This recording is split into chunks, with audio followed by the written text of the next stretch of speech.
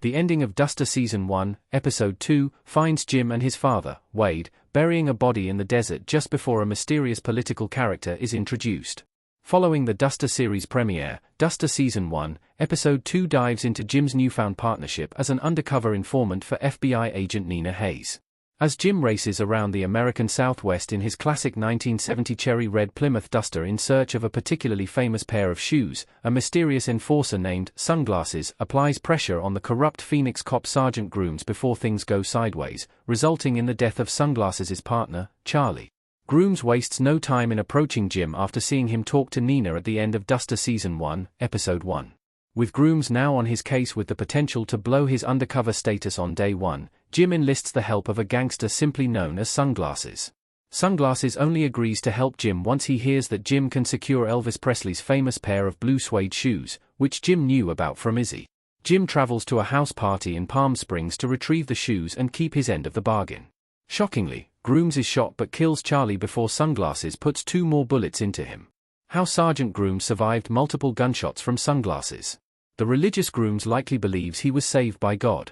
Is Duster's FBI agent, Nina Hayes, based on a real person, V1 custom image by Yida Chacon? Miraculously, Sergeant Grooms survived multiple gunshot wounds from Charlie and Sunglasses after appearing to have been shot dead by the latter. Grooms states several times throughout Duster Season 1, Episode 2, that he is a religious man who is guided by God, which is how he was in the right place to catch Jim talking to Nina in the first place. It must have taken an act of God for Grooms to survive multiple gunshot wounds after seemingly bleeding out for several hours into the night. The EMTs who picked Grooms up stated that he had a collapsed lung, indicating that he must have been wearing a Kevlar vest. Based on the final moments of Duster Season 1, Episode 2, it appears that Grooms will survive and continue to be a problem for Jim in Episode 3. One key factor that could come back to haunt Grooms is the illicit disturbing film that Sunglasses and Charlie had found at his house and brought to their meeting earlier in the episode. Unless Sunglasses took that film reel with him after seemingly killing Grooms, it's still in the barn next to where Grooms nearly died. If an EMT found it, it could result in Grooms losing his badge or going to prison, which would solve Jim's problem that Sunglasses failed to fix. Why Jim killed Sunglasses after Charlie's sudden death? Jim had to defend himself after an emotional Sunglasses upped the price. Jim, Josh Holloway, looking cool in his car in Duster Season 1 EP1. Image via Max. Jim held up his end of the deal and got Sunglasses the blue suede shoes that once belonged to Elvis Presley. Jim shows up a bit late but delivers nonetheless, although Sunglasses is drunk and distraught by the unexpected passing of his friend and colleague, Charlie. Sunglasses raises the price of the shoes and an additional $3,000 based on what happened to Charlie, which Jim couldn't afford. Once Sunglasses points his gun at Jim, Jim realizes there's no way out of this other than to fight. He tosses the shoes at Sunglasses as a distraction before tossing a bowling ball at his head. Jim didn't plan or want to kill Sunglasses, but he left him no other choice. Sunglasses had a large physical stature and was emotionally charged, making him extra dangerous in that moment.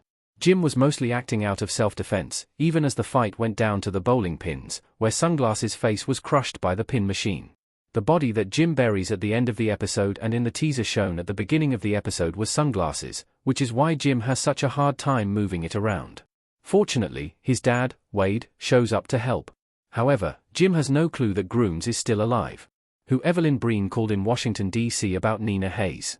Evelyn speaks with a mysterious man in D.C. named Cowboy. Keith David as Ezra Saxon in Duster.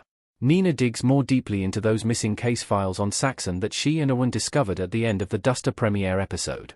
She approaches a woman named Evelyn Breen, Leland's wife or ex-wife, who refuses to answer her questions before sending her off with a racist remark. At the very end of Duster Season 1, Episode 2, Evelyn is shown talking on the phone to an unknown person wearing a cowboy hat. According to the Duster credits, he is known simply as Cowboy. Evelyn tells Cowboy that Nina came around asking questions and wanted to let him know. Cowboy, an apparent politician or someone involved in politics in DC, may be heading west in Episode 3. How Jim used Adrienne Barbeau to steal Elvis's blue suede shoes. Adrienne is a real-life singer and actress. Duster, Season 1, Episode 2, Ending, explained, V2 custom image by Yida Chacon. Jim encounters an actress named Adrienne Barbeau at the Palm Springs party, where he steals Elvis's blue suede shoes. Jim convinced Adrienne to distract the homeowner since he knows the producer of a show that Adrienne wants to be on. While Jim Ellis is a fictional character, Adrienne Barbeau is a real-life singer, actress, and author, known for her roles in classic films such as Escape from New York, Swamp Thing, and The Fog. Currently 79 years old, Barbeau was previously married to acclaimed horror director John Carpenter and playwright and actor Billy Van Zandt.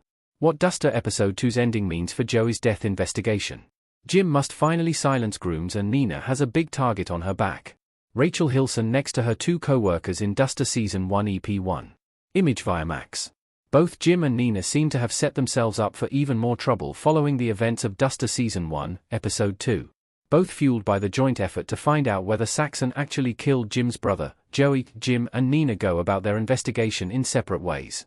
Nina dives deeper into the FBI's convoluted past and missing files on Saxon, which places a target on her back from the unknown and seemingly powerful cowboy. Meanwhile, Jim tries to kill off a loose end, only to give him even more incriminating evidence against him that he's a rat in Saxon's ranks. The fate of Groom's health and Jim's knowledge that Grooms is alive will be key factors heading into Duster Season 1, Episode 3.